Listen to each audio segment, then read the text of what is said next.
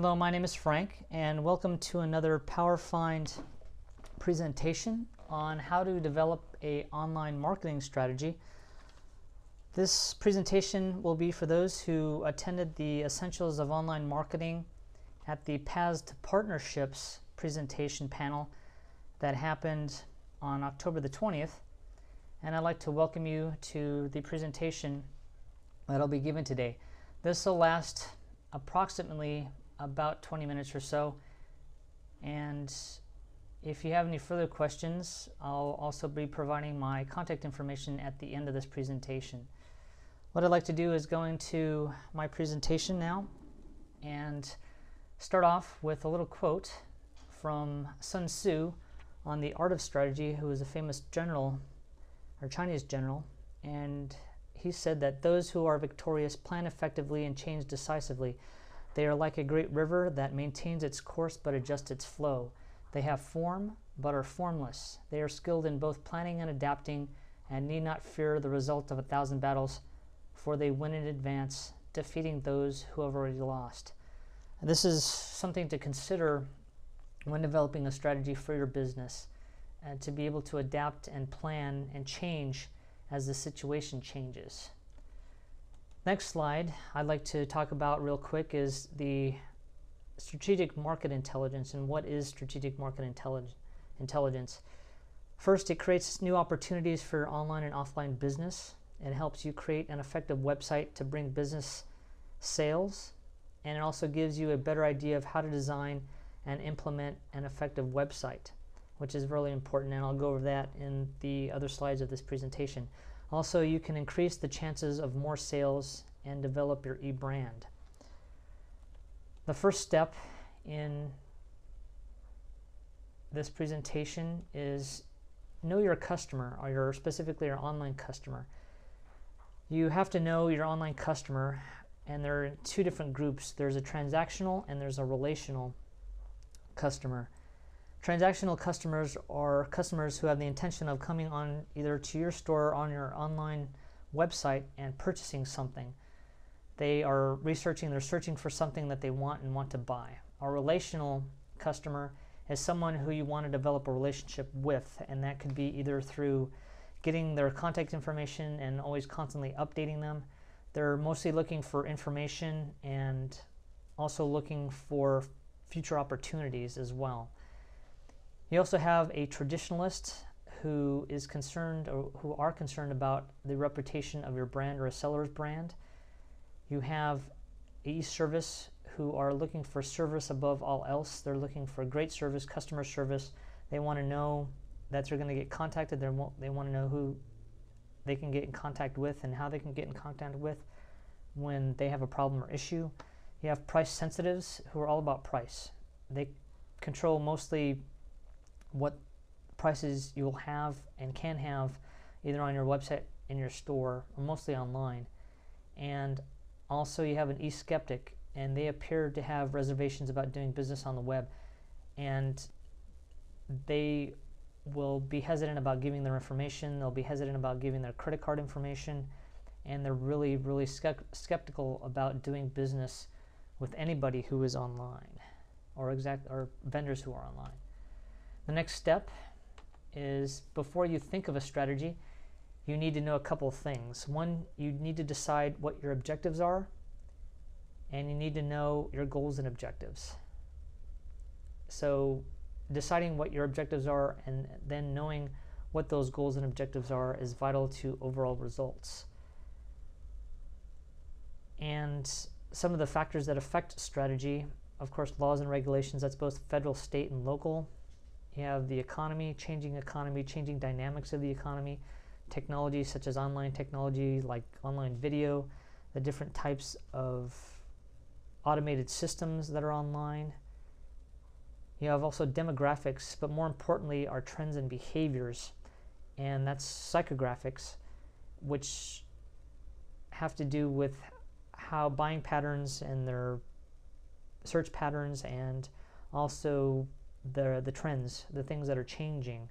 And those are very important, what you want to consider before you think of developing a strategy. And also the environment, things that are changing around you. And also you want to know about what your competitors are doing, new entrants. Substitutes are really important because substitutes are pretty much copycats. They'll see something or a business that's really successful online and they'll copy it. If you have something that's copywritten or you have something that's patent pending or something like that, they'll wait until that situation is over, those patents are over or something is over, and they'll start copying it. Or if you don't, they'll find a cheaper supplier, or they'll drive the prices down. And also you want to know about your suppliers, what they're doing, how they're changing. So those are some of the things you want to think about before you develop a strategy. And you should know what you want. And wanting, I mean by know what you're looking for, such as the information you're looking for and where it's located. Specifically, you need to have questions about your customer. What are they doing? Where are they coming from? Where are they buying? How are they searching? What are they looking for? Again, what are the different trends that are happening? And also, you can develop your goals and objectives from the research and the questions that you've developed. So you need to ask yourself those questions first, which is going to drive the research, which is going to help you look for the information to answer those questions that you came up with about your customers or about your competitors or about your suppliers. Some of the basics, you have 3 different stages, and what they are include the acquisition, which is an awareness stage or getting their attention through media placement, and that could be through advertising or marketing. It could be through email marketing and several different places, actually acquiring your customer, and that's drawing them in. And also the conversion is getting the customer to make or get additional purchases. So what you're doing is you're drawing them in through the acquisition stage, you're converting them into an actual either a relational or transactional customer. And then the last part is you want to retain them, or the retention is by adding value to the customer and to their experience, and having a planned program of customer contact at appropriate points in the purchase cycle. So what you want to do is this is constant communication with your customer. It's advertising, it's being able to provide them with different promotions, and also the customer service part of it as well, making sure that they feel comfortable with whatever their type of business they're doing with you. This next slide has to do with the acquisition stage or the awareness stage. This happens to be a coupon that I've received personally from a place where I buy my supplements. As you can see, there's different parts of this that draw my attention to what I want, or at least what I'm looking for, at least what they know what I'm looking for, or the patterns or trends that I have whenever I come and purchase from them. So they're letting me know what's going on. They're letting me know that I can get discounts. They're letting me see what I can purchase or what I may be interested in.